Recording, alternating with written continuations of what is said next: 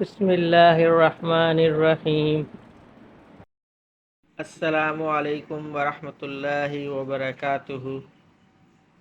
فضائل ذکر chapter 1 page number 412۔ آج کی حدیث ہے، حضور صلی اللہ علیہ وسلم کا ارشاد ہے کہ اگر ایک شخص کے پاس بہت سے روپے ہوں اور وہ ان کو تقسیم کر رہا ہو اور دوسرا شخص اللہ کے ذکر میں مشغول ہو تو ذکر کرنے والا افضل ہے۔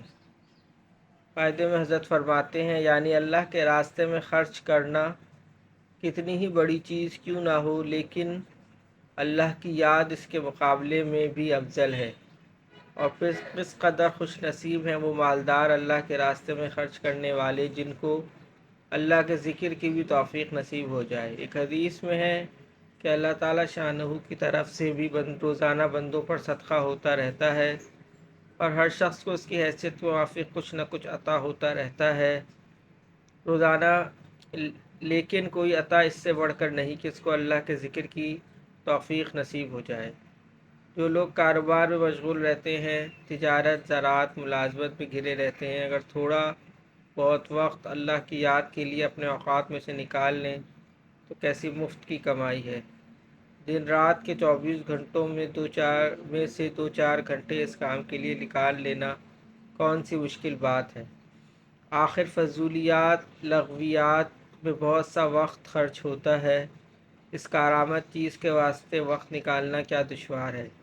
ایک حدیث میں حضور صلی اللہ علیہ وسلم کا ارشاد ہے کہ اللہ کے بہترین بندے وہ ہیں جو اللہ کے ذکر کے واسطے چاند، سورج، ستارے اور سائے کی تحقیق میں رکھتے ہیں، یعنی اوقات کی تحقیق کا اہتمام کرتے ہیں۔ اگرچہ اس زمانے میں گھڑی گھنٹوں کی کثرت نے اس سے بے نیاز کر دیا، پھر بھی فی الجملہ واقفیت ان چیزوں کی مناسب ہے کہ گھڑی کے خراب اور غلط ہو جانے کی صورت میں اوقات ضائع نہ ہو جائیں۔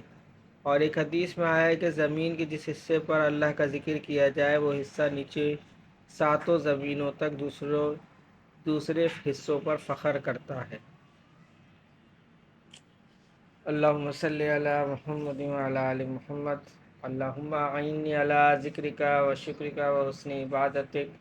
اللہم حاسبنی حسابا یسیرا۔ اللہم ارفع عنا البلاء والوباء۔